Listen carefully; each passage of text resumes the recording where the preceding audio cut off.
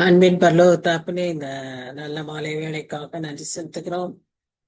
இந்த நேரத்துக்கும் கூட சுவாமி, நாங்க கொஞ்சம் பேரா உங்களுடைய பாதத்துல உங்களுடைய வசனங்களை தியானிக்கும்படியாய் வந்திருக்கிறோம். இந்த நேரத்தை எங்களுக்கு ஆசீர்வாதமாக்கி தாரோம். ஆவியானவர் இந்த நேரத்துல எங்களுக்கு கற்றுத்தரும்படியாய் இமை நோக்கி நாங்கள் செபிக்கிறோம் சுவாமி. எங்களுக்கு உம்மாலே அன்றி எந்த காரியமும் ஆண்டவரே செய்ய முடியாது சுவாமி. நீர் தாமே எங்களுக்கு இந்த நேரத்துல எந்த வேறு தடைகள் எதுவும் இல்லாதபடி, அதே சமயத்துல நம்முடைய வசனங்களை நாங்க ஆழ்ந்து தியானிக்க ஒரு மனதின் ஆவியையும் ஆண்டவரே ஒரு நல்ல கவனத்தையும் கட்டளையிடும்படியாய் செபிக்கணும். எங்கள் உள்ளங்களை நீர் திறந்தாலும் வசனத்தை ஏற்றுக்கொள்ள உதவிச்சு தாழ்த்தியுடைய கருத்துல ஒப்பு கொடுக்கிறோம், பொறுப்பேற்றுக் கொள்ளும். நேசிக்கிற இயேசு கிறிஸ்து மூலமாய் வேண்டிக் கொள்கிறோம் பிதாவே, ஆமென். So good evening everyone. Welcome to the study. ஆண்டவராகிய இயேசு கிறிஸ்துவின் நாமத்தினாலே உங்களை வாழ்த்துகிறேன். இந்த நாள்ல நாம தொடர்ந்து ஏசாயா 51ஆம் அதிகாரத்தை தியானிக்க இருக்கிறோம்.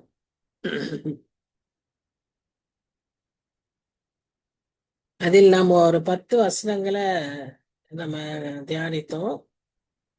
அதற்கு பின்பான வசனங்களை கூட பார்த்தோம்னு நினைக்கிறேன். Anyway we will start with the 11th verse. இந்த இது எழுதப்பட்ட சூழ்நிலை கான்டெக்ஸ்ட் என்னன்னு சொல்லி பார்த்தீங்கன்னா, அவர்கள் சிறைப்பட்டு போய் சிறையிலே இருக்க அந்த பாபிலோனிய தேசத்திலே சிறைப்பட்டவர்களாய் இருக்கக்கூடிய ஒரு சூழ்நிலையில இது எழுதப்பட்டிருக்கிற ஒரு தீர்க்க தரிசனமாய் இருக்கிறது. ஏன் அது தீர்க்க தரிசனம் என்று சொல்லுகிறேன் என்றால், இந்த எலியா அந்த ஏசாயா எழுதும் போது அவர்கள் இன்னும் சிறைப்பட்டு போகவில்லை. ஆனா அந்த சிறைப்பட்டு போகக்கூடிய காலகட்டத்துல இனி வரும் நாட்களில் அப்படி சிறைப்பட்டு போவார்கள் என்ற ஒரு அர்த்தத்தோடு இது எழுதியிருக்கப்பட்டிருக்கிறது. அது அப்படியே நிறைவேறியது. அது நமக்கும் தெரியும். வரலாறு சொல்லுகிறது, வேதமும் சொல்லுகிறது. அவர்கள் சிறைப்பட்டு அங்க போய் 70 வருஷம் இருந்தார்கள் என்று நாம் பார்க்கிறோம். இந்த 10 வசனங்கள்ல என்ன பார்த்தோம்னா, அந்த மாதிரி சிறைப்பட்டு போயிருந்தவர்கள் எப்படி ஒரு டிஸ்கரேஜ்டு ஃபீலிங்ல இருப்பாங்க, எப்படி அவர்கள் ஒரு வருத்தத்தோடும் ஏமாற்றத்தோடும் இருப்பார்கள் என்று சொல்லி அந்த சூழ்நிலையை இங்க பார்க்கிறோம்.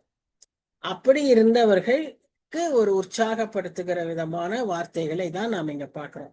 முந்தின வசனத்துல எல்லாம் பாத்தீங்கன்னா, நான் உங்களுக்கு இந்த வனாந்திரத்தை எல்லாம் பள்ளங்களை எல்லாம் மேடாக்கி வனாந்திரத்தை எல்லாம் நீரூற்றாக்கி நான் உங்களுக்கு அதன் வழியே நடக்க நான் செய்வேன் என்று சொல்லி அப்படியெல்லாம் சொல்லுவதை நாம் பார்க்கிறோம். நீங்க மனுஷரை நம்பாதீங்க, என்ன நம்புங்க அப்படின்னு அவர் சொல்றத நாம பார்க்கிறோம்.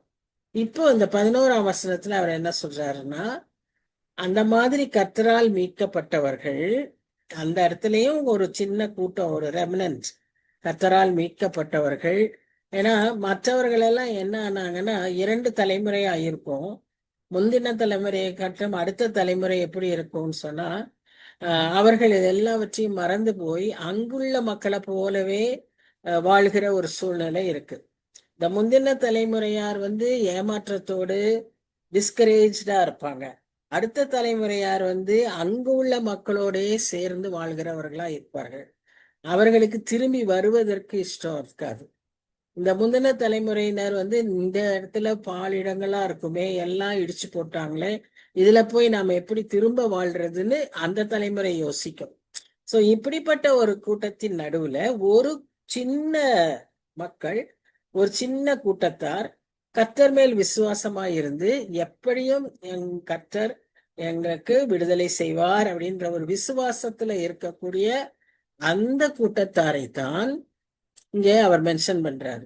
அப்படியே கர்த்தரால் மீட்கப்பட்டவர்கள் ஆனந்த களிப்புடன் பாடி சியோனுக்கு திரும்பி வருவார்கள்.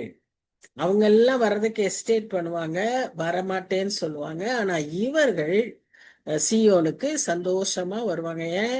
கர்த்தரை விசுவாசித்து வருகிறார்கள்.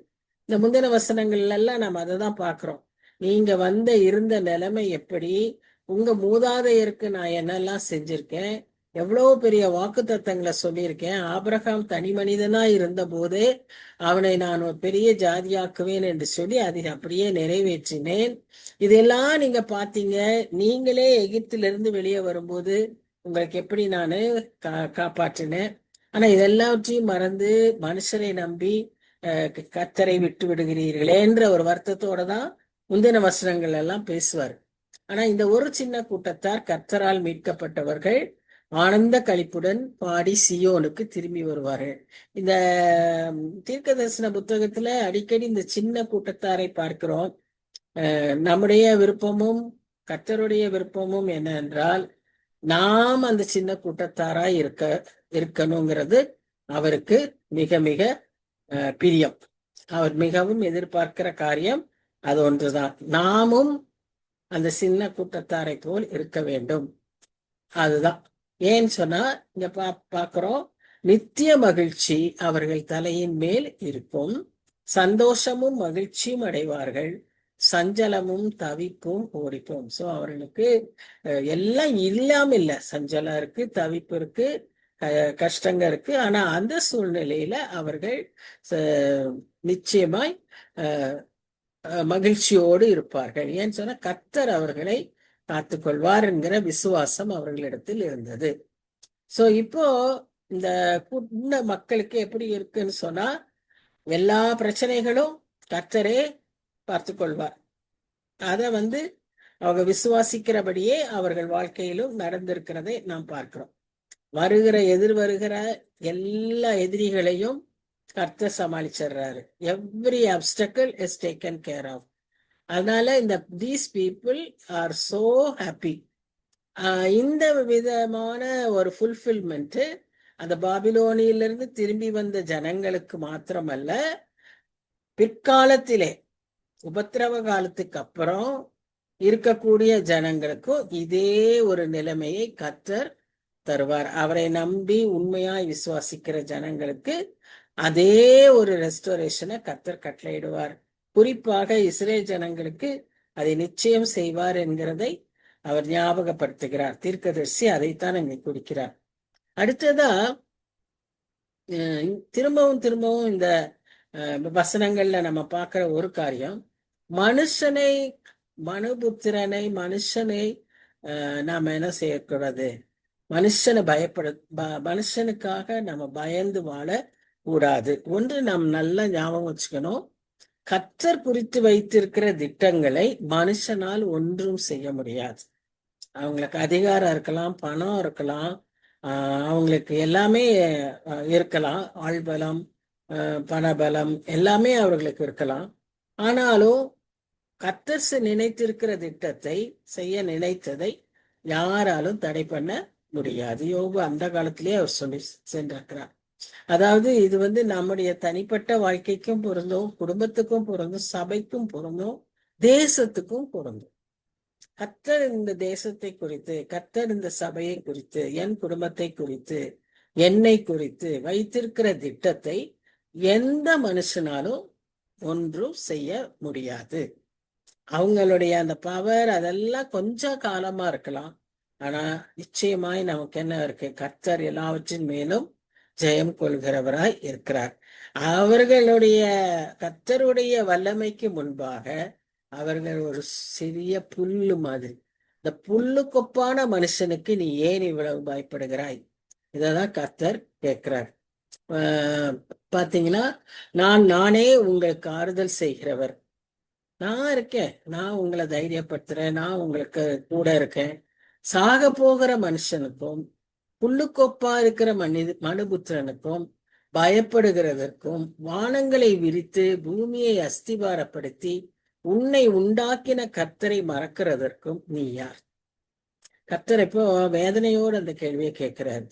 இந்த ஜனங்கள் அப்படித்தான் அவரை விட்டு இந்த ஃபேரோஸ இல்ல கிங்ஸ மற்ற விக்கிரகங்களை வணங்குகிற இந்த ஆசாரியர்களை நம்புகிற இந்த ஜனங்களை பார்த்து அவர் அதான் கேட்கிற, புல்லு கொப்பா இருக்கிற மனுஷனுக்கு நீங்க இவ்வளவு பயப்படுறீங்க, ஆனா நீங்க மறந்து போயிடுறீங்களே. இவ்வளவு தூரம் உங்களுக்காக நான் எல்லாவற்றையும் செய்திருக்கேன், என்ன நீங்க மறந்துடுறீங்களே அப்படின்னு சொல்லிதான் அவர் சொல்றாரு. ஆனா நாம எப்பவும் ஞாபகத்துல வச்சுக்கொள்ள வேண்டியது, கர்த்தருடைய திட்டத்தை எந்த மனுஷனாலும் அசைக்க முடியாது. அவர் அதை நிச்சயமாய் நிறைவேற்றுவார் அப்படிங்கிற விசுவாசம் நமக்கு உறுதியாய் வேணும். அடுத்ததா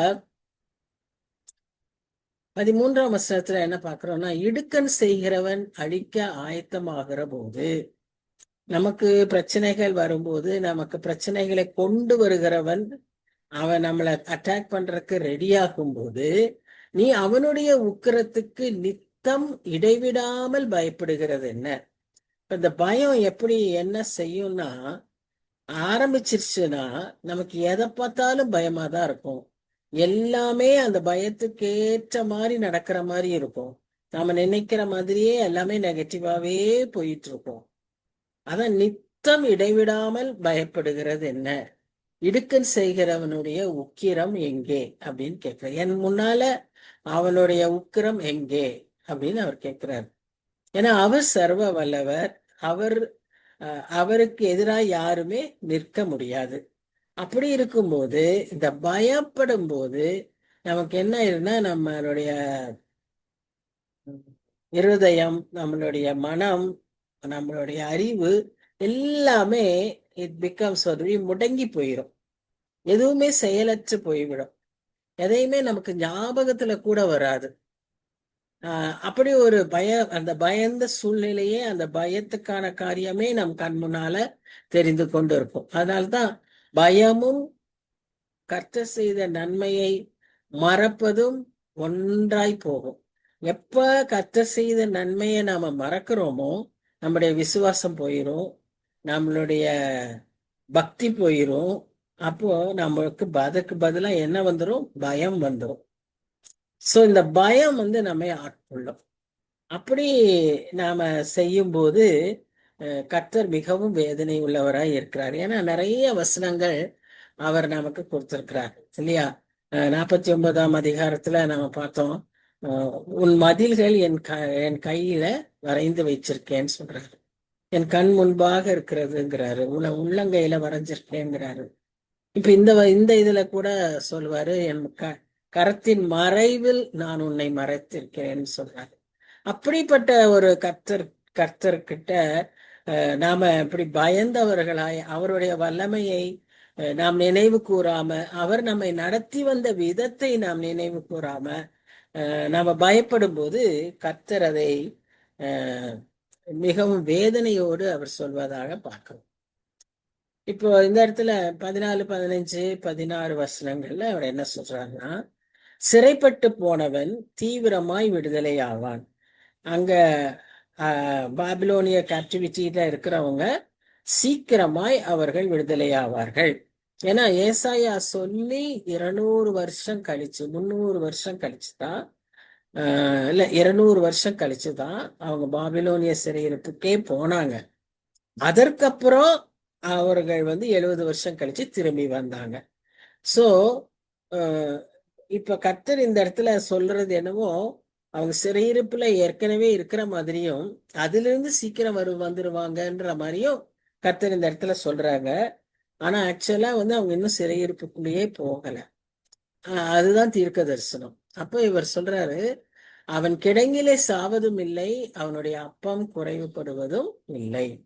உன் தேவனாய் இருக்கிற கர்த்தர் நானே, அலைகள் கொந்தளிக்கத்தக்கதாய் சமுத்திரத்தை குலுக்குகிற சேனைகளின் கர்த்தர் என்கிற நாமம் உள்ளவர். கர்த்தருக்கு எவ்வளவு வல்லமை இருக்குன்னு பாருங்க. சமுத்திரத்தை குலுக்குகிற சேனைகளின் கர்த்தர். லூக்கா 21ஆம் அதிகாரத்துல நாம அந்த கடைசி கால செய்திகளை பார்க்கும்போது அதுல அவர் சொல்றாரு, சமுத்திரத்தை இம்மட்டும் வா என்று சொல்லக்கூடிய வல்லமையுள்ள கர்த்தர். நம்ம போய் பீச்ல நின்று நீ இது வரைக்கும் வா, நாம கூட அடிக்கடி இப்படி விளையாடுவோம். எங்கே வந்து என்னத்தோடு போதும் இங்கே நில்லு, இப்படி நாம பாட்டுக்கு விளையாடுவோம். பட் அந்த வல்லமை நம்ம கிட்ட கிடையாது. ஆனா கர்த்தருக்கு அது முடியும். நீ அங்கேயே நில்லு. நம்ம பார்த்திருக்கிறோம்ல, இறையாதே அமைதலா இரு, இப்படி சொல்லக்கூடிய கர்த்தர், அவ்வளவு வல்லமை உள்ள கர்த்தர் இங்க சொல்றாரு, சேனைகளின் கர்த்தர் என்கிற நாமம் உள்ள கர்த்தர் சமுத்திரத்தை குலுக்க வல்லமை. இன்னைக்கு நிறைய பாக்குறோம், tsunami, earthquake in the sea, in the ocean அப்படின்னு கேள்விப்படுறோம். அத அப்படியெல்லாம் செய்யக்கூடிய வல்லமை உள்ள ஆண்டவர் இவராயிருக்கிறார் என்று பார்க்கிறோம். அடுத்து, நான் வானத்தை நிலைப்படுத்தி பூமியை அஸ்திபாரப்படுத்தி சியோனை நோக்கி நீ என் ஜனமென்று சொல்வதற்காக நான் என் வார்த்தையை உன் வாயிலே அருளி என் கரத்தின் நிழலினால் உன்னை மறைக்கிறேன். எதற்கு? நீ என்னை பார்த்து என்ன சொல்லணும்? நான் உன்னை பார்த்து என்ன சொல்லணும்? என் ஜனம் என்று நான் சொல்லணும். என் வார்த்தையை உன் வாயிலே அருளி. கர்த்தருக்கு என்னன்னா, அவருடைய எல்லாவற்றையும் நம்மோடு கூட பகிர்ந்து கொள்ள விரும்புகிறார். நமக்கு எல்லா உரிமையையும் தர விரும்புகிறார். அவருடைய சர்வ வல்லமையையும் நமக்கு கொடுக்க விரும்புகிறார். இதுதான் அவர் எப்பவும் சொல்லுகிற காரியம். இந்த ஏசாயா புஸ்தகத்துல மாத்திரம் அவர் குறிப்பா சொல்றது, என் வார்த்தையை உன் வாயில் அருளி. இது நிறைய இடத்துல சொல்றாரு. ஏன்னா ஏசாயா அந்த 6ஆம் அதிகாரத்துல நம்ம பார்க்கிறோம், அவர் தன் நிலை உணரும் போது அவர் அறிக்கையிட்ட ஒரே காரியம், என் உதடுகள் அசுத்த உதடுகள் உள்ள மனுஷன் நான் அப்படின்றத அறிக்கை செய்யறாரு. நான் பேசுற பேச்சு சரியான பேச்சு அல்லன்றத அவர் அறிக்கை செய்ததுனால நம்ம பார்க்கிறோம், இந்த புத்தகத்துல நிறைய இடங்கள்ல வருது, என் வார்த்தையை உன் வாயில் அருளி. 50ஆம் அதிகாரத்துல பார்த்தோம், காலைதோறும் உனக்கு நானு சொல்லித்தரேன், கற்றுக்கொள்ளுகிறவனை போல நீ கற்றுக்கொள்ளுன்னு சொல்லி அங்க பார்த்தோம். இங்க இப்ப என்ன சொல்றேன்னா, நீ என் ஜனம் என்று சொல்வதற்காக நான் என் வார்த்தையை உன் வாயிலே அருளி என் கரத்தின் நிழலினால் உன்னை மறைக்கிறேன். இதுக்கு மேல நமக்கு என்ன வேணும்?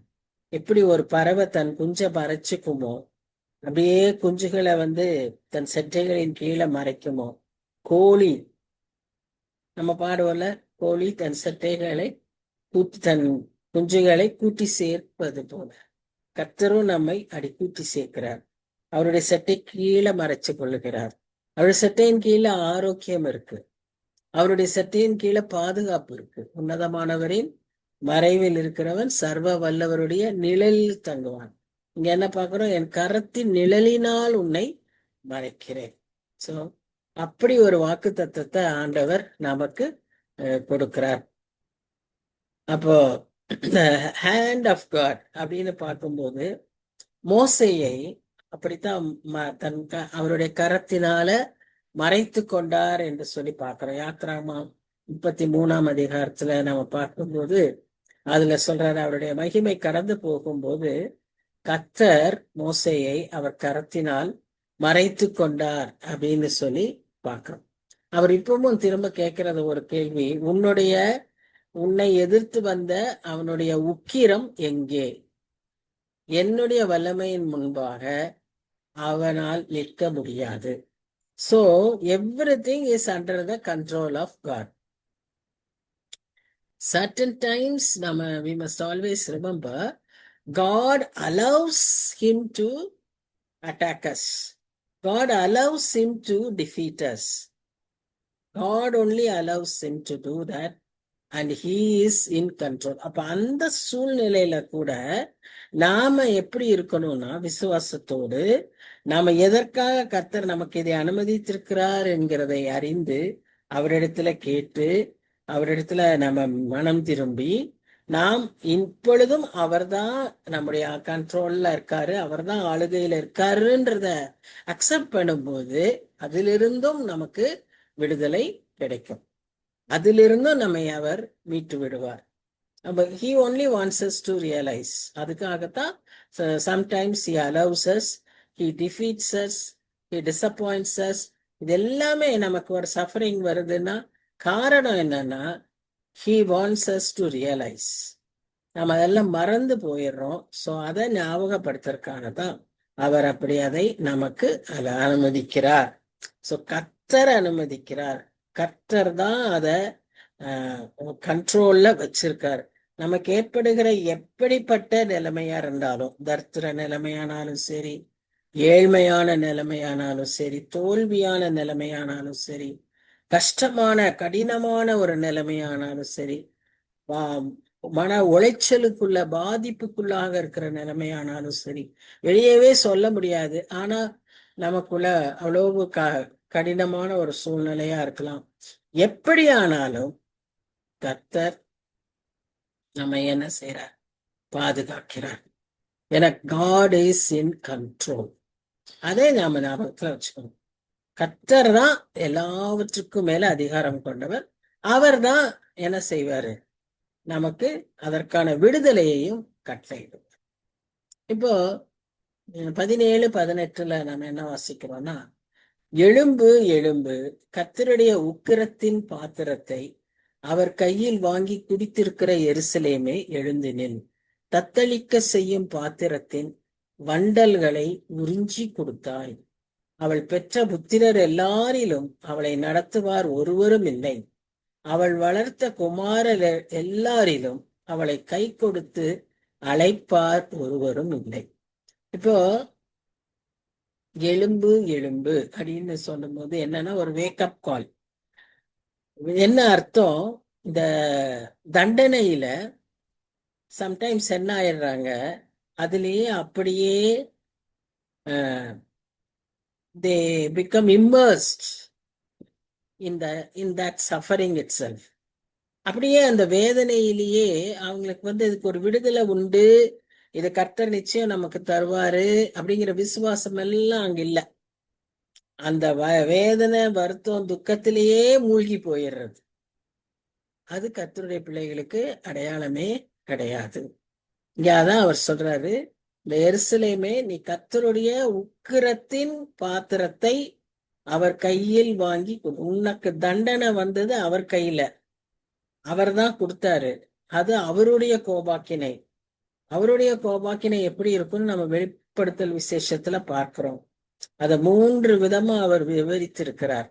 முத்திரையாக, முத்திரைகள் உடைக்கப்படும் போது அதில வரக்கூடிய வேதனைகள், அதற்கு பின்பு எக்காலம், எக்காலம் ஒரு எக்காலம் ஊதி அவருடைய கோபாக்கினையை ஊற்றுகிறதும் அது எப்படி இருக்கும்னு பார்க்கிறோம்.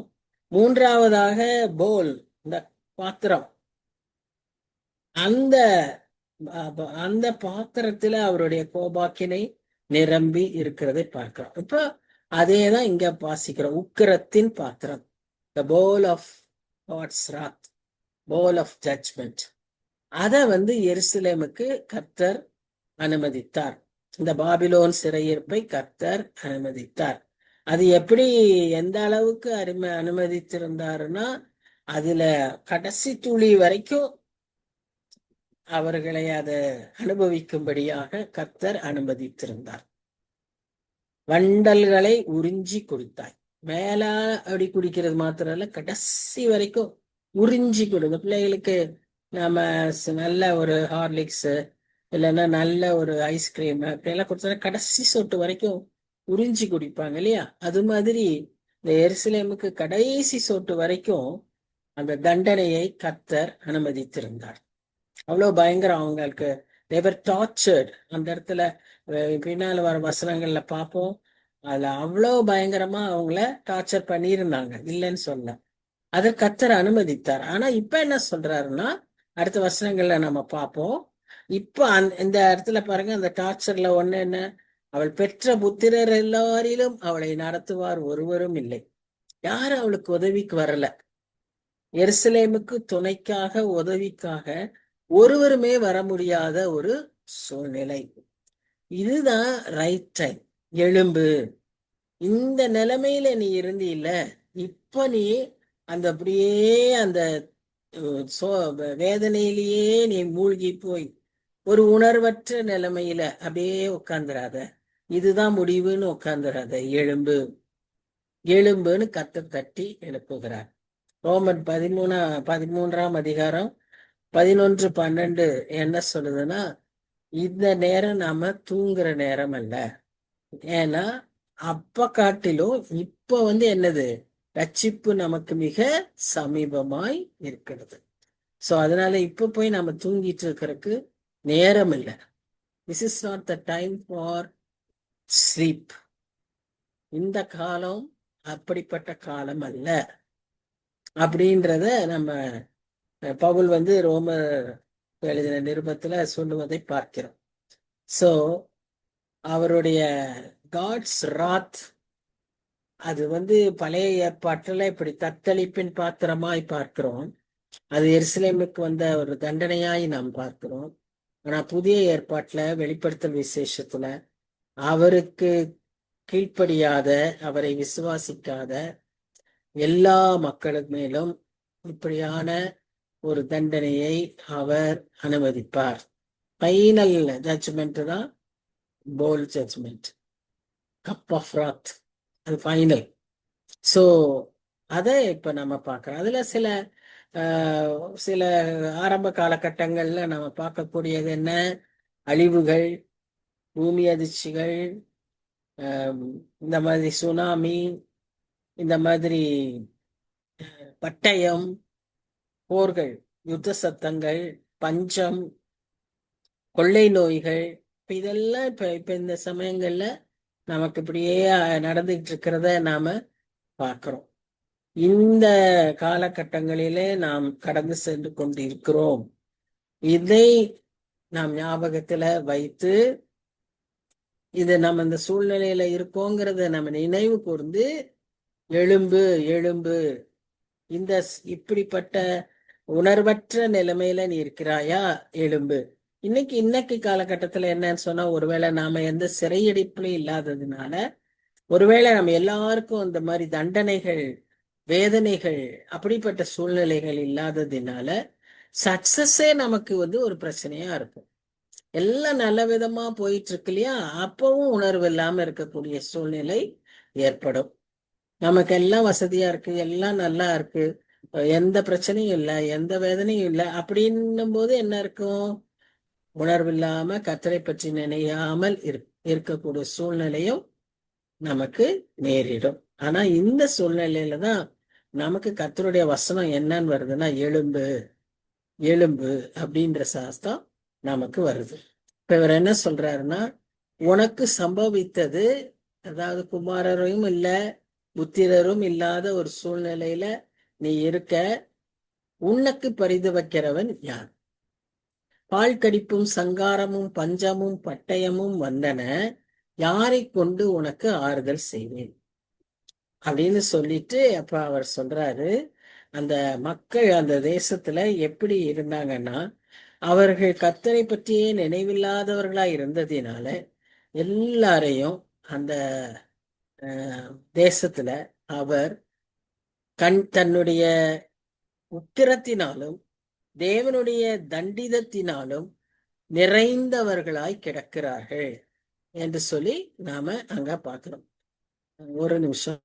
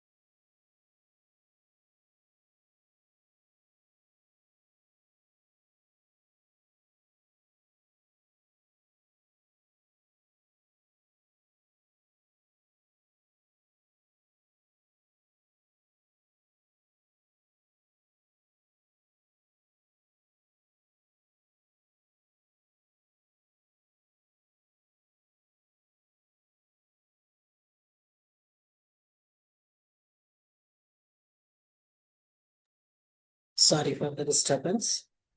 அப்போ என்ன பார்க்கிறோம்னா, கர்த்தருடைய தண்டனையினாலே அவர்கள் விழுந்து கிடக்கிறார்கள் என்று சொல்லி நாம் பார்க்கிறோம்.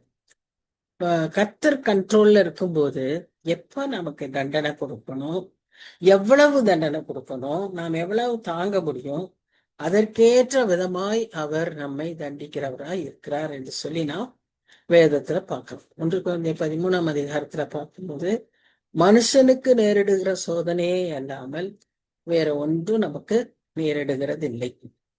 அடுத்ததா நாம எவ்வளவு தாங்க முடியும்னு அவருக்கு தெரியும். அந்த சோதனையிலேயே அவர் என்ன பண்றாருன்னா தப்பித்து போகிறதுக்கான ஒரு வழியையும் உண்டாக்கி தருகிறார்.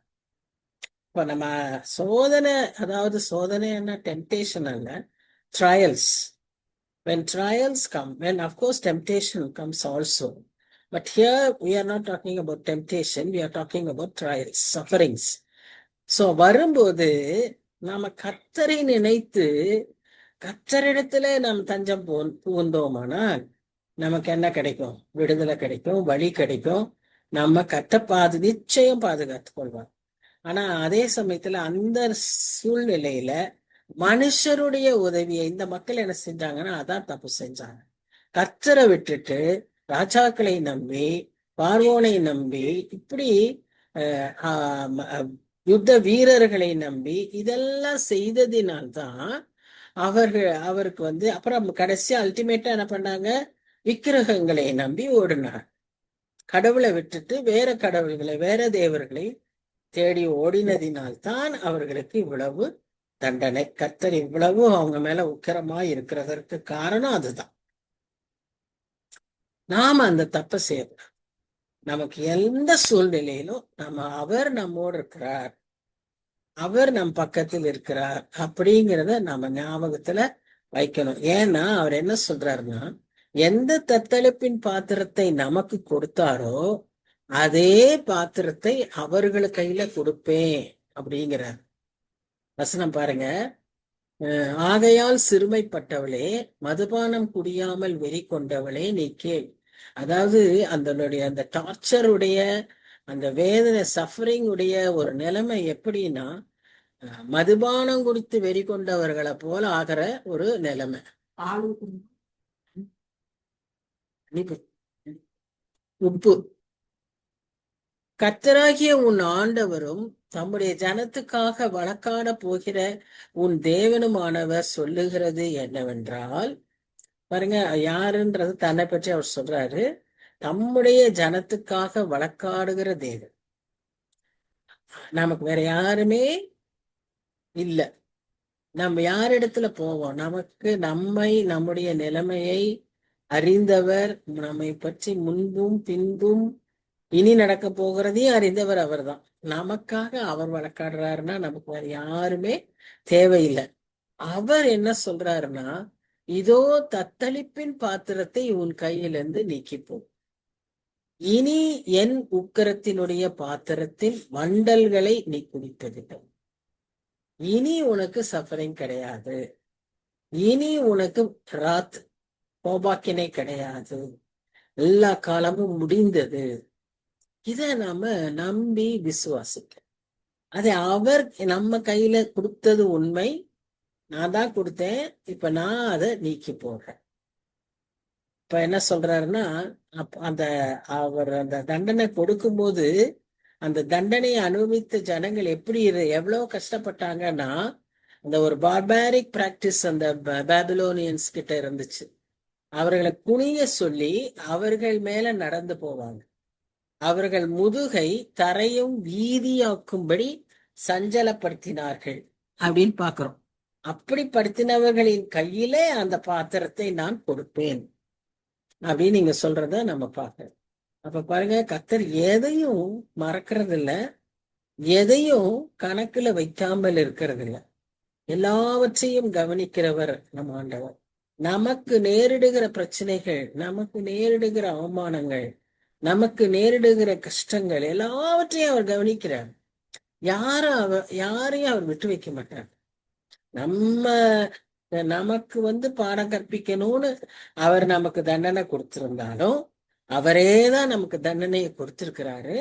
ஆனாலும் நம்மை தண்டிக்கிறவர்களை யாரை கொண்டு தண்டிக்கிறாரோ அவர்களுக்கும் பாடம் கொடுப்பார். இததான் நாம பார்த்துக்கிட்டே வரோம். கர்த்தருக்கு அவ்வளவு நீதி உள்ள தேவனாய் இருக்கிறார் என்று சொல்லி நாம் பார்க்கிறோம். So when we are the suffering, when we are weak in our faith, நாம என்ன பண்ணிடுறோம்னா கர்த்தர் நம்மை மறந்துட்டாருன்னு நினைச்சிடுறோம். அல்லது நாம இந்த சமயத்துல ஏதாவது செய்யணும், நாமும் செய்யணும், கர்த்தரே செய்வாருன்னு உட்கார்ந்துட்டு இருக்க கூடாது, நாம ஏதாவது செய்யணும் அப்படின்ற ஒரு ஒரு தத்துவத்துக்குள்ளாக போயிடுறோம். எதையோ நாம நாடி சென்றோம், கர்த்தரை விட்டுட்டு வேற ஏதாவது நம்ம செய்ய போயிடுறோம். அப்போ என்ன ஆயிருதுன்னு சொன்னா நாம தவறுகளை செய்து விடுகிறவர்களாய் போய்விடுகிறோம். விசுவாசிக்கிறவன் பதறான். நமக்கு என்ன பிரச்சனை வந்தாலும் அந்த விசுவாசத்தை நாம விட்டுவிடவே கூடாது. ஸ்பர்ஜன் சொல்றாரு, faith leaves times and seasons with God to whom they belong. எல்லா காலங்களும் அவர் கையில இருக்கு. அதனால விசுவாசம் என்ன செய்யும்னா நம்முடைய காலங்கள் எல்லாவற்றையும் அவர் கையில விட்டுறணும், அவர் கரத்துல விட்டுறணும். நீர் பார்த்துக்கொள்ளும் சுவாமி, என்னுடைய சூழ்நிலை இதுதான், நீர் பார்த்துக்கொள்ளும் அப்படின்னு அவர் கையில விட்டுறணும். அப்ப அவர் என்ன செய்வாரா, நம்ம யாரெல்லாம் துன்பப்படுத்தினாரோ அவங்களுக்கும் அதே தண்டனைய கொடுத்து அவர்களை அதை அனுபவிக்க வைப்பாருன்னு சொல்லி நம்ம பார்க்கிறோம். அப்படிப்பட்ட ஒரு உண்மையுள்ள தேவன் நம்முடைய தேவன், நமக்கு அப்படி ஒரு வல்லமை உள்ள தேவன் நம்முடைய தேவன். இப்பேற்பட்ட தெய்வத்தை தெய்வமாய் கொண்டிருக்கிற ஜனங்கள் பாக்கியவான்கள். இப்படிப்பட்ட பாக்கியம் நிறைந்த மக்களாய் நாம் இருக்கும்போது நாம் எதற்கும் கவலைப்பட வேண்டிய அவசியம் இல்லை. இதோட இந்த 51ஆம் அதிகாரம் நமக்கு முடிகிறது. அடுத்ததாக நாம் இந்த 52ஆம் அதிகாரத்தை பார்க்கலாம். 52ஆம் அதிகாரத்தை பார்த்தீங்கன்னா அதுல இந்த ஜனங்கள் துதிக்கிற ஒரு அனுபவத்தை பார்க்கிறோம். Thanksgiving to the God of deliverance. எல்லாம் ஒரு சந்தோஷமான ஒரு அதிகாரம்ல கர்த்தரை துதித்து பாடுகிற, கர்த்தர் செய்த விடுதலைக்கு அவர்கள் ஏன்னா அதை அனுபவிக்கும் போது அந்த விடுதலையினுடைய சந்தோஷத்தை நாம் அறிந்து கொள்ள முடியும். சும்மா நம்ம இப்ப விடுதலையின் சந்தோஷம்னு சொல்றோம். இப்ப எதிலிருந்து பெற்ற விடுதலையா இருந்தாலும் சரி, வியாதியிலிருந்து பெற்ற விடுதலையானாலும் சரி, வேதனையிலிருந்து பெற்ற விடுதலையானாலும் சரி, பாவத்திலிருந்து பெற்ற விடுதலையானாலும் சரி, நமக்கு அப்ப கிடைக்கிற ஒரு சந்தோஷத்தை அடக்கி வைக்கவே முடியாது. அதை பற்றியதானதான் இந்த வசனம். எனக்கு முன்னால ஜஸ்ட் ஒரு ரிமைண்டர், ஜான் மெக்கார்த்தர் என்ற ஒரு பெரிய வேத பண்டிதர் உண்டு. அவர் சொல்றாரு, Old Testament is anticipation of Christ. கிறிஸ்துவை எதிர்நோக்கி இருக்கிற பற்றி பேசுகிறது பழைய ஏற்பாடு. சுவிசேஷங்கள் அவருடைய பிறப்பை பற்றி பேசுகிறது, பிறப்பும் வாழ்வையும் பற்றி பேசுகிறது. அப்போஸ்தல நடபடிகள் கிறிஸ்துவை உலகிற்கு அறிவிக்கிறது. அநேக சபைகள் உருவாகிறது, நிறைய இடங்களுக்கு சென்று சுவிசேஷத்தை பரப்புகிற வேலை. நிருபங்கள் கிறிஸ்துவை யார் என்று வெளிப்படுத்துகிறது, கிறிஸ்தவ வாழ்க்கையின் கோட்பாடுகளை சொல்லித் தருகிறது. வெளிப்படுத்தல் விசேஷம் கிறிஸ்துவை மகிமைப்படுத்துகிறது. ஒரு அழகா இருந்துச்சு இதை பார்க்கும்போது. சரி, நம்ம மக்களுக்கும் நாம் இதை சொல்லுவோம், நல்லா இருக்குல்ல அப்படின்னு சொல்லி நான் யோசித்தேன். ஸோ இந்த ஒரு சிந்தனையோடு தான் நாம படிச்சுக்கிட்டு இருக்கோம். நம்முடைய வேதத்தை நாம் படிக்கும்போது பழைய ஏற்பாட்டுல பாத்தீங்கன்னா கிறிஸ்துவை வருகிறார், மேசியா வரப்போகிறாருங்கிற எதிர்பார்ப்போடு அவங்க வாழ்ந்த வரலாறை பார்க்கிறோம். சுவிசேஷத்துல அவருடைய பிறப்பையும் வளர்ப்பையும் பார்க்கிறோம், அவருடைய ஊழியங்களை பார்க்கிறோம். இப்போ சில நடவடிக்கைகளோ இயேசு கிறிஸ்துவை உலகெங்கிலும் பறைசாற்றுகிறதை பார்க்கிறோம். எப்படி எல்லாம் செய்தாங்க அந்த அனுபவங்களை பற்றி நாம் அங்க வாசிக்கிறோம். நிருபங்கள் நமக்கு ஒரு என்ன சொல்றது ஸ்டாண்டர்ட் மாதிரி, என்ன நம்ம எப்படி இருக்கணும், நம்ம கோட்பாடு எப்படி இருக்கணும், எதுல நம்ம இப்படி எல்லா விஷயத்தையும் நிருபங்கள்ல பவுலும் எழுதின மற்றவர்களும் அதை குறித்து சொல்லுவதை நாம் பார்க்கிறோம். அதாவது யாக்கோபு யாரா இருந்தாலும் எப்படி நாம பேசணும், என்ன பண்ணணும் அப்படிங்கிறதெல்லாம் அந்த நிருபங்கள்ல நம்ம பார்க்கிறோம். வெளிப்படுத்தல் விசேஷத்துல அவருடைய மகிமையின் வெளிப்பாட்டை பார்ப்போம். சரி, இந்த 51ஆம் அதிகாரத்தை நாம பார்க்கும்போது இதையும் 4 பங்காய் பிரிக்கலாம். முதல் 4 வசனங்கள் மனந்திரும்புதலுக்கான அழைப்பு. எல்லா வசனத்திலும் எல்லா அதிகாரத்திலும் நம்ம இதை எப்படியோ பார்த்துறோம். ஒரு எலும்பு எலும்பு அப்படிங்கிற மாதிரி, இல்லைன்னா மனந்திரும்புதலுக்கு நேரா ஏதோ ஒரு விதத்துல ரட்சிப்பை குறித்து, ரட்சிப்புக்கான ஒரு அழைப்பை நாம் பார்க்கிறோம். 7-8 வசனங்கள் சியோனுக்கு சொல்லப்பட்ட நற்செய்தி. 9-12 வசனங்கள் கர்த்தர் கொடுக்கிற விடுதலை. இதோடு இந்த 52ஆம் அதிகாரம் முடிஞ்சிரும். ஆக்சுவலா இந்த மேசியாவை குறித்து சொல்லப்படுகிற 13-15 வசனங்களும் 53ஆம் அதிகாரமும் தொடர்ச்சியா வரும். சோ 12ஆம் வசனம் வரைக்கும் தான் 52ல நம்ம பார்ப்போம். 53 பார்க்கும்போது இந்த 13 ஆரம்பிச்சு பார்க்கலாம். அதோட தொடர்ச்சியா வரும் அது. சோ முதல் 4 வசனங்கள், அதுல 2 வசனத்தை முதல்ல பார்க்கலாம். இப்ப இங்கேயும் பாருங்க, wake up call to repent. So இப்ப அந்த சியோனுடைய நிலைமையை நாம பார்த்துட்டோம் ஓரளவுக்கு. சிறையிருப்புல இருந்து வந்துட்டாங்க, இப்ப இங்க வந்திருக்காங்க. இப்ப என்ன சொல்றாருன்னா, இங்க வந்த பிறகும் அவர் மறுபடியும் அவங்களுக்கு ஒரு வேக்கப் கால் கொடுக்கிறாரு. எழும்பு, உன் வல்லமையை தரித்துக்கொள், நீ ஒரு பரிசுத்த நகரம், உன் அலங்கார வஸ்திரங்களை உடுத்துக்கொள், விருத்த சேதனம் இல்லாதவனும் அசுத்தனும் இனி உன்னிடத்தில் வருவதில்லை. யாரும் இனி உனக்கு எதிரியா வரமாட்டாங்க. தூசியை உதறிவிட்டு எழுந்திரு. ஏன்னா சொன்னல, அப்படியே when you are soaked in your thoughts, in your grief or in your disappointment, தூசி பிடிச்ச மாதிரி இருக்கும் மேல. அது எங்க வீட்டுல ரொம்ப நல்லா தெரியும். ஏன்னா அந்த ரோடு எங்க வீட்டுக்கு முன்னால இருக்கிற ஒரு எம்டி ஃபீல்டுல ஃபுல்லா மணல் கொட்டு வச்சிருக்காங்க. ஒரு ஸ்ட்ராங் விண்ட் அடிச்சா முன்னால இருக்கிற சீட்டு, முன்னால எதை வச்சாலும் நாமளே உட்கார்ந்தா கூட ஃபுல்லா டஸ்ட் ஆயிடும். தூசியை உதறி விட்டு எழுந்திரு, எருசலேமே வீற்றிரு, சிறைப்பட்டு போன சியோன் குமாரத்தியே, உன் கழுத்தில் உள்ள கட்டுகளை அவிழ்த்து விடு.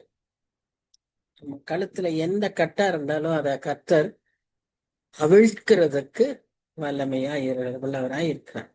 அந்த கழுது அங்க கட்டப்பட்டிருக்கும், அத கட்டுகளை அவிழ்த்து ஆண்டவருக்கு பிரயோஜனமாய் கொண்டு வா அப்படின்னு சொல்லுவார். இந்த எருசலேம்ல தான் இந்த பாம் சண்டே அப்போ அடிக்கடி நாம் இதை குறித்து பார்ப்போம்.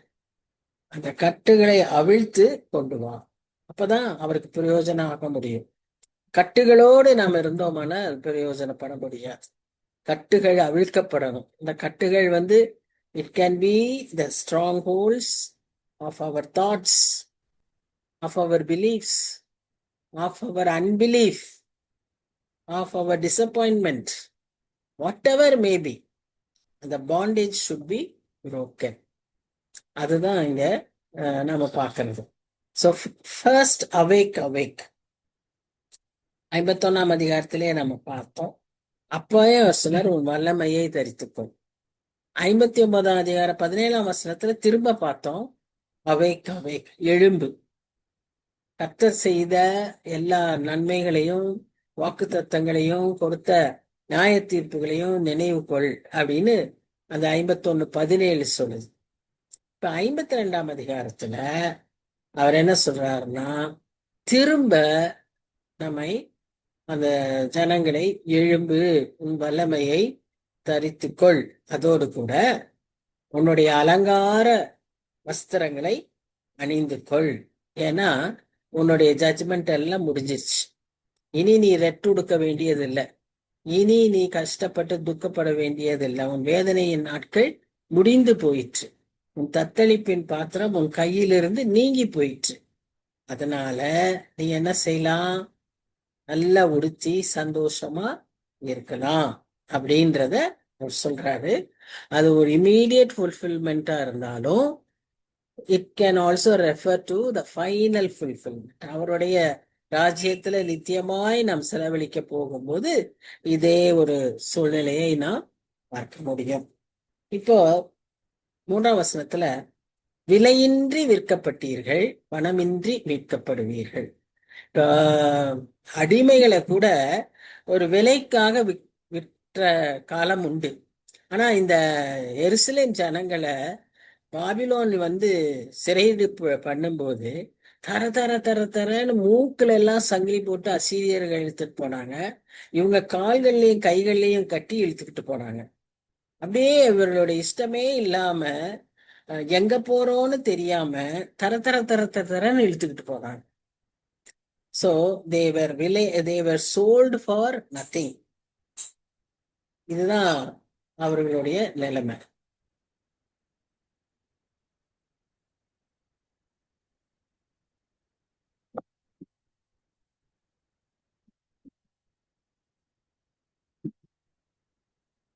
இப்படிப்பட்ட ஒரு என்ன சொல்றது, அவமானத்தோடு ஒரு கேவலமாய் ஒன்றுக்கும் உதவாதவர்களாய் நினைக்கப்பட்டிருந்தாலும்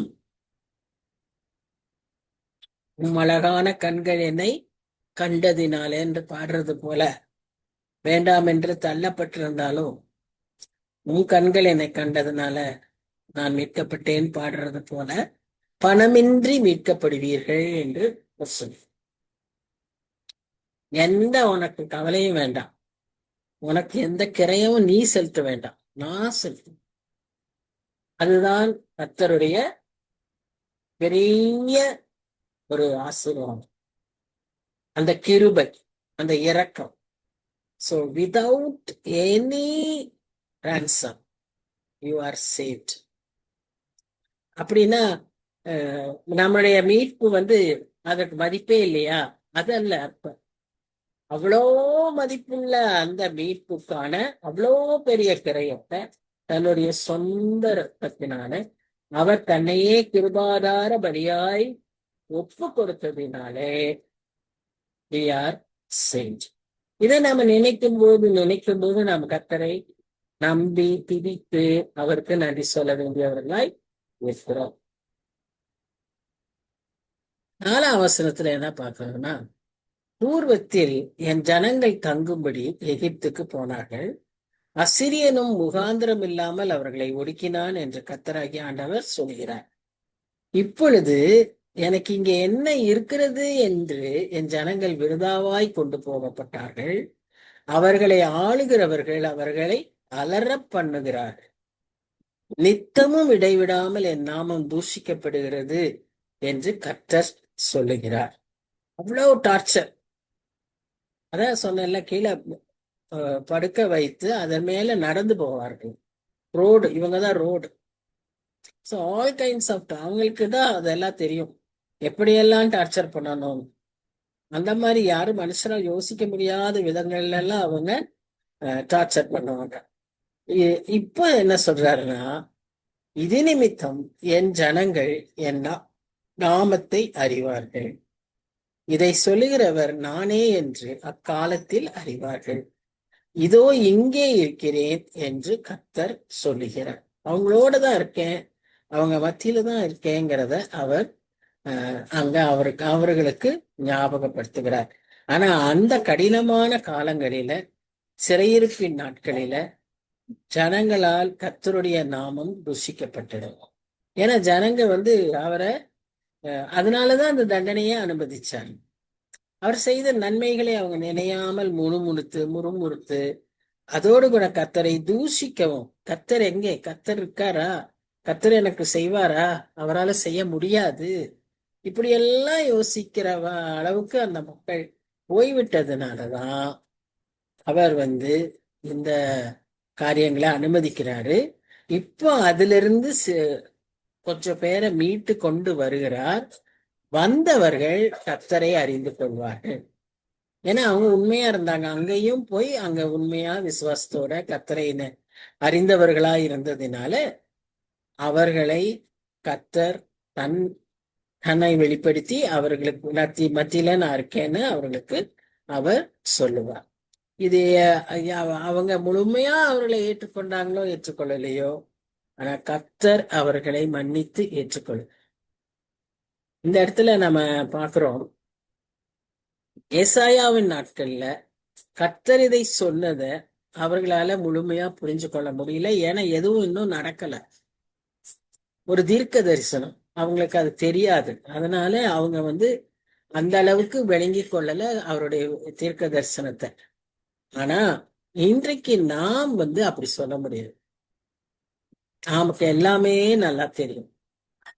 யார் அவங்க செஞ்சது, அவங்களுக்கு ஏன் செஞ்சாங்க, அதையெல்லாம் நம்ம புரிந்து கொள்ள வைத்து அதன் மூலமாக கர்த்தர் எவ்வளவு வல்லமை உள்ள தேவன் என்பதை நாமும் அறிந்து கொள்ளும்படி செய்து இந்த சூழ்நிலையில நாம் எப்படி இருக்கணும்னு அவர் நமக்கு சொல்லிட்டு இருக்காரு. நாம அதை மறந்து போவது எந்த விதத்திலும் சரியல்ல.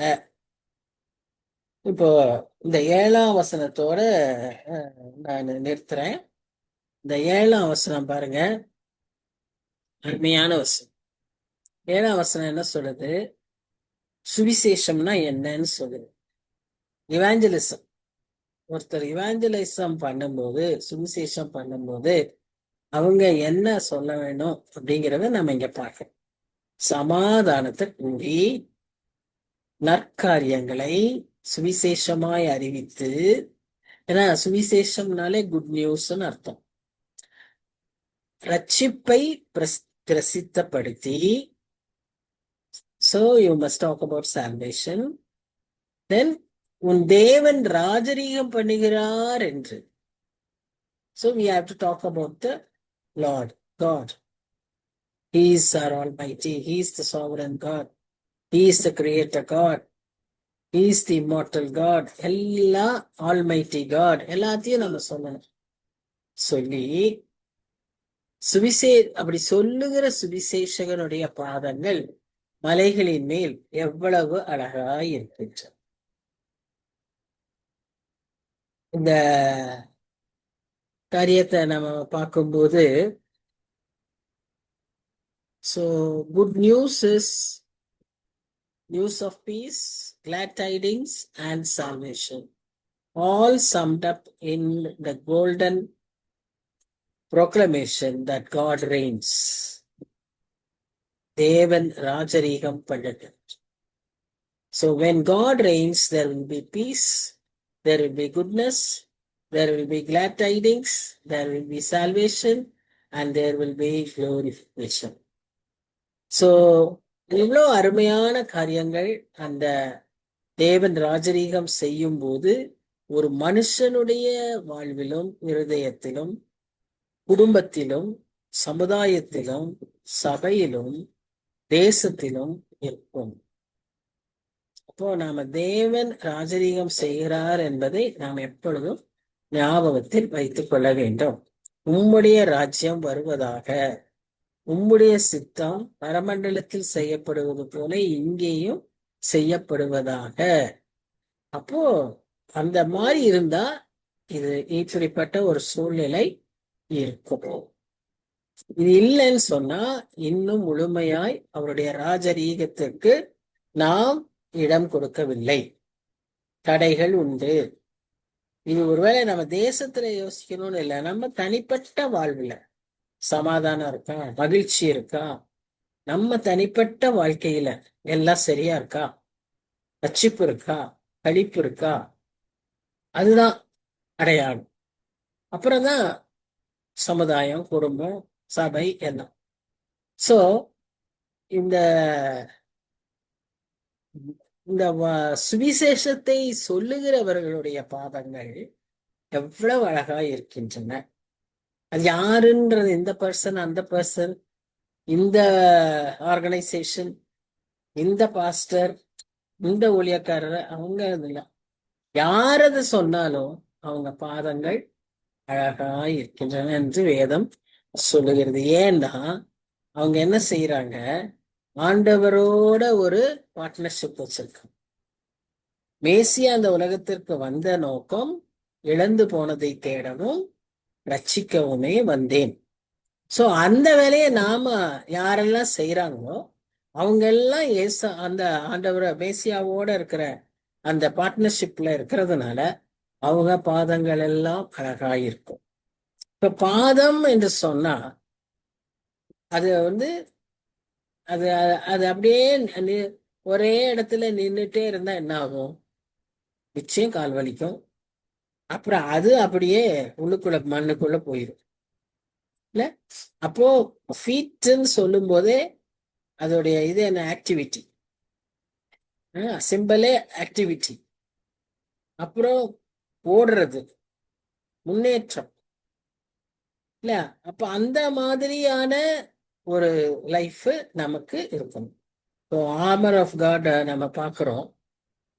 எபேசியர் 6ஆம் அதிகாரத்துல பார்க்கும்போது ஆயத்தம் என்னும் பாதரட்சை. So always being ready.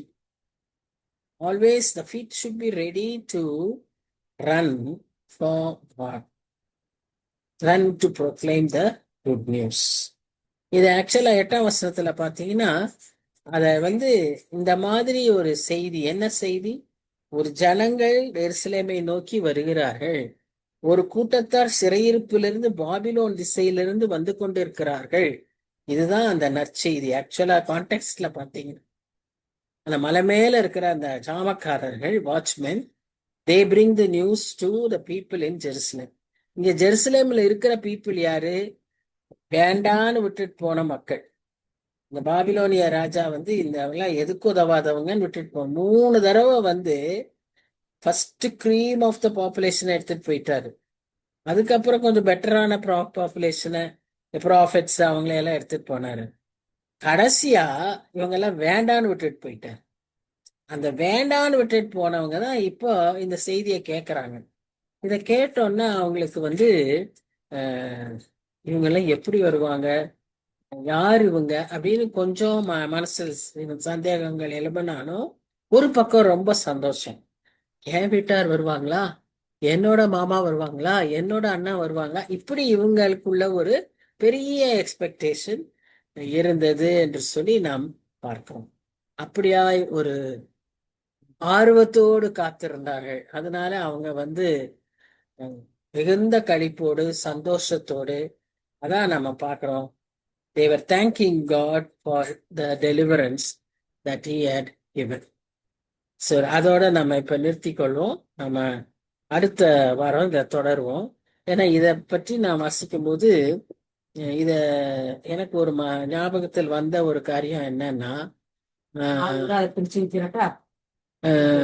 நமக்கு ஒரு காரியம் என்னன்னு சொன்னா, கொல்லிமலைன்னு ஒரு மலை இருக்குது நம்ம தமிழ்நாட்டுல, நாமக்கல் டிஸ்ட்ரிக்ட்ல, சேலம் அந்த பகுதியில. அங்க it is called as mountain of death. உயிர்கொல்லி, கொல்லிமலை. அந்த மலையில ஊழியம் செஞ்ச ஒரு கப்பல், ஈவ்லின் பிராண்டஸ், ஜெஸ்ஸி பிராண்டஸ். இவங்க ஜெஸ்ஸி பிராண்ட், சாரி பிராண்டஸ் இல்ல, பிராண்ட், ஈவ்லின் பிராண்ட். இவங்க 2 பேருடைய ஊழியத்தை எனக்கு அதிகமாய் ஞாபகத்தில் வந்தது. அவர்களை பற்றி வாசித்தோம். நாங்கள் அங்கேயே போயிருக்கோம் ஊழியத்துக்காக. நாங்க அங்க போனப்போ அங்க போயிருந்தோம். ஒருவேளை அதை பற்றி எல்லாம் கொஞ்சம் அடுத்த ஸ்டடியில சொல்லிட்டு நம்ம we will continue. ஸோ ரட்சிப்பின் பாத்திரத்தை எடுத்துக்கொண்டு செல்கிற மக்கள், மலையின் மேல் செல்ற மக்களுடைய பாதங்கள் எவ்வளவு அழகாயிருக்கின்றன. செபிகள். ஸ்தோத்திரம் தாப்பனே, ஸ்தோத்திரம்.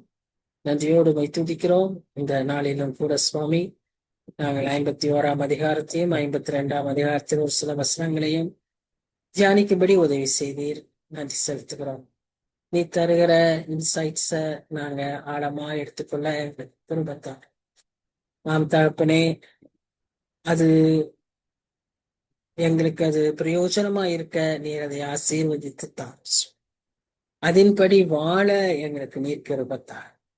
எங்களில் காணப்படுகிற அவிசுவாசங்கள், ஆண்டவரே எங்களில் காணப்படுகிற சந்தேகங்கள், எங்களில் காணப்படுகிற அந்த ஒரு காம்ப்ளசன்சி, ஒரு ஃபெட்டிக்னஸ், சோர்வு, இதையெல்லாம் நீக்கி போட்டு சுவாமி.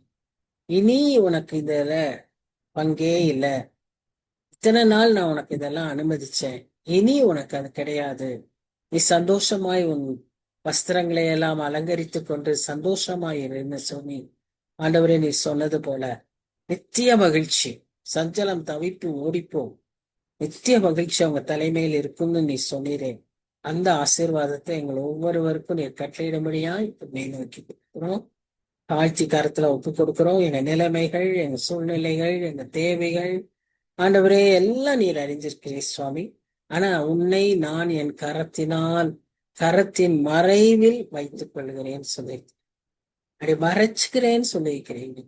So that nothing can touch us. No arrow, no pestilence. Nothing will touch us, Lord. Thank you, Lord. அப்படியான ஒரு பாதுகாப்பு நீர் எங்களுக்கு தருகிறீர். நன்றியோடு உம்மை துதிக்கிறோம், உம்மை ஸ்தோத்தரிக்கிறோம்.